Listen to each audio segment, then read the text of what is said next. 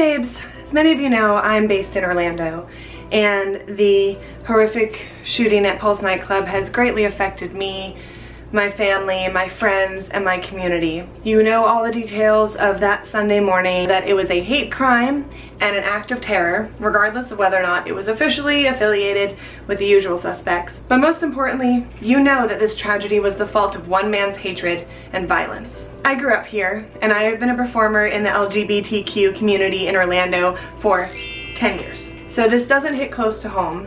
This is home. The past few weeks have been the hardest of my life, and I'm sure many in my community feel the same way. None of us were given the handbook on how to cope with such an insane tragedy, or understand the gravity of how it will affect our lives forever. The wounds are still very real and very recent, but we are moving toward healing. The wounds that we have will become scars that we will carry for the rest of our lives, and we will never forget why we were wounded. They will vary in size, but these scars are proof that wounds do heal.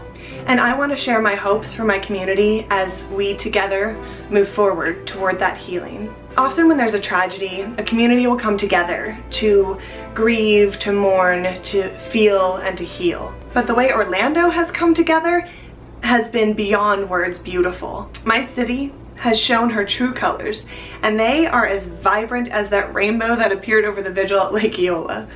Come on, like, really? A rainbow? Like, how much more clear can the universe be telling us that we will survive, that we will get through this, that we are strong, and that we are going to be more beautiful on the other side? A speaker at one of the vigils said that no good can come from this, but we can make good come from this. And I 100 million bajillion % agree, and I have seen it. The people who hate, they will always hate. That's all I have to say to them. But the people who were neutral or who were on the fence about the LGBTQ community have had the veil of apathy lifted from their eyes, and they can now see us clearly for who we are.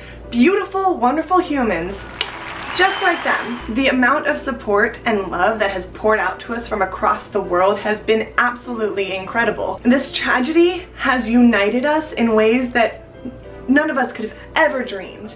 But still, the transition from reeling from the shock and the grief and grieving to getting back to our normal lives is difficult. It's really, really difficult. None of us know how to do it, and there is no normal to return to. We now have to create a new normal. It is my hope that, as hard and as scary as change can be, that this new normal that we're going to be creating will be worthy of our suffering, that it will be worthy of the pain, that it will be worthy of the loss of life. It is my hope that those of us affected by this tragedy will never waste a single day anymore, that we will wake up every morning with tears of joy in our eyes that we get to live another day on this beautiful fucking earth. It is my hope that we will see changes in our legislation and changes in the hearts of people across the world. We're already seeing it happen, guys. We're already seeing people change their views, change the way they behave, change the way they treat other people, and it is beautiful. It is my hope that we will let go of petty disagreements and that we will work together toward a more harmonious, more safe, and more united world. I believe that we can make good come from this. To those of you who are scared, who are sad, who are angry, it is okay to feel the way you are feeling. There is no right or wrong way to grieve, but I ask that you keep an eye on your behaviors. I've spoken with a lot of grief counselors over the past few weeks, and you guys, grief can manifest itself in weird ass ways. Some ways that we wouldn't even connect to this tragedy. For example, I've been getting a lot of headaches. I never get headaches, and I'm like, why do I have all these crazy headaches? Oh, because of all the stress and the grief and the pain of trying to deal with all of this. So I've been talking to grief counselors to help me out, and they are actually the ones who have the handbook on how to cope with such an astronomically heavy tragedy. So I ask that you reach out to them. I'm going to include info down here in the description box bar thingy on how to get in touch with those who can help, because guess what? We got a grant, so we get free counseling! Yay! Sad that we have to have counseling, but it's fucking amazing that we have it. So please, I ask that you use it, let go of your ego, let go of your pride, and go get help. I'll be there, let me know. Message me if you're scared to go alone, and I will go with you. I will be your comfort dog. You can pet my hair if you want. I'll be your comfort cat. Comfort cat! Fenton is here for you, Orlando. Yes, I'm here for Orlando. I love Orlando. My hometown. I was born and raised here. For those of you who feel guilty, this is a little bit tricky, but I ask you, please do not take on any of the responsibility or blame, because the minute you do, you lessen the burden on the one man whose true fault it is.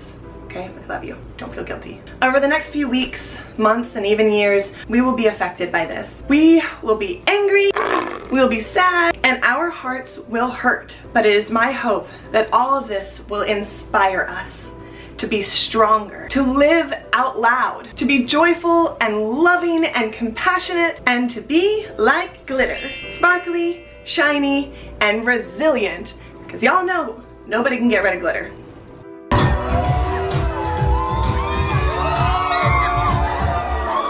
We need to shine, we need to show the world our light. Every time you see a little piece of glitter, I hope you feel a little bit better. I love you, and we will get through this together, because we are Orlando strong, baby. We are not afraid to love!